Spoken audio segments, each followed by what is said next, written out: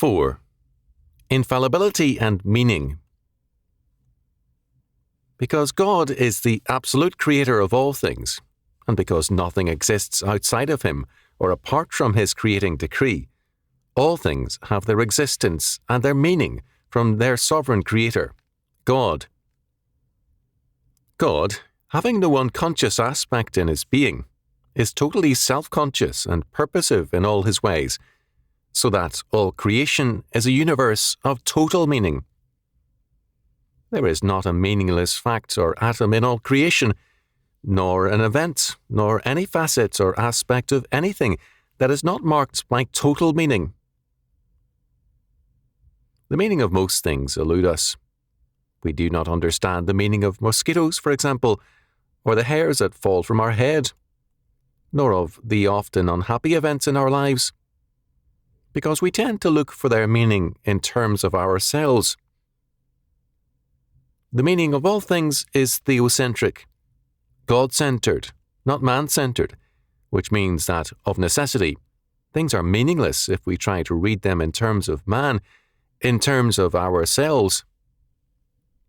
We do not create them, govern them, no more than slightly, in a limited area and manner, influence them.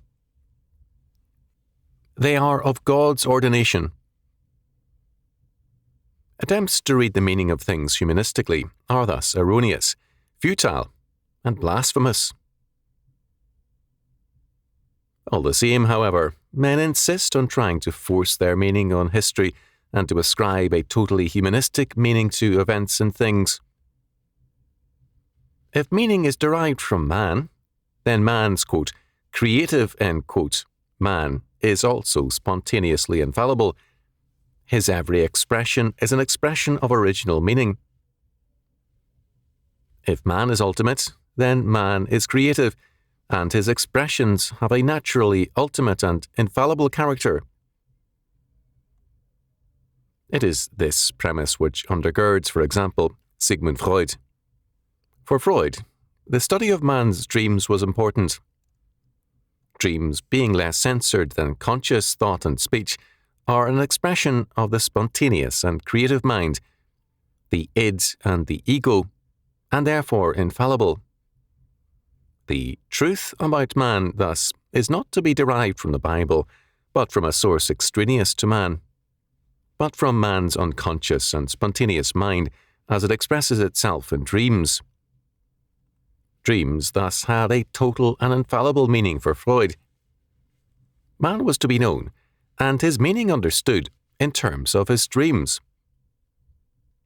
Infallibility was thus transferred by Freud from God to man's unconscious mind, and meaning became an aspect of the unconscious as against the conscious mind. For Marxism, with its doctrine of the infallibility of the dictatorship of the proletariat, the socialist state became the new vehicle of infallibility. Alexander Dolgan reports, what other prisoners have also confirmed, that the Marxist state insists on infallibility. When arrested, Dolgan was told by his communist inquisitor, Sidorov, after Dolgan protested that the charges against him were false, "You say we have made a mistake. I tell you, we never make mistakes." According to Scripture, all things have total meaning in terms of God. For humanism, all things are either meaningless, or else all things must derive their meaning from man, or from an agency of man. In terms of this, communist regimes ascribe total meaning to all things in terms of the attitudes and views of the communist state. The illustrations of this are many. For example, George Tenet was, during World War II, a commander in the Navy of the Soviet Union. Assigned as intelligence liaison officer with the British during the war, and often travelling on convoys bringing supplies in through Archangel and Murmansk, on his last return trip, he became very friendly with the captain of the British cruiser he was assigned to. This man was promoted to Vice Admiral after the war. In 1948, recalling George's fondness for a certain brand of British pipe tobacco, The Vice Admiral had sent a Christmas card to Moscow with a pouch of the tobacco. At this time, George was undergoing special training. His English was excellent, and he was going to be sent to the United States as a spy. But the KGB decided that this Christmas message from a British Vice Admiral smacked of conspiracy. They arrested both George and his wife, Natalie. For 2 years he was interrogated and had a very bad time. Finally, he was sent to Kazakhstan and Natalie to a camp in the far north, both with 25 years for high treason. For the communist regime, there could be no meaning except the total meaning of dialectical materialism. In terms of this total meaning, no independent, harmless act between a capitalist and a communist was possible. The Christmas card and tobacco pouch thus had total meaning as evidence of conspiracy. In a humanistic world, because it is not undergirded by God's total meaning, either meaninglessness or man's total meaning will govern. The result is tyranny, in that man's every act is then interpreted by the arbitrary purposes of the state. The purposes of the state, moreover, are not open and known to man, as are the purposes of God by means of his infallible word. Because the doctrine of evolution, a cosmic purpose and meaning, are denied. Sociology, a humanistic principle, denies meaning, since Comte, in favour of technology. There is no good or evil in the universe, nor purpose, nor meaning. There is only the immediate and pragmatic demand of the state, utilitarian, opportunistic, relativistic, and unpredictable.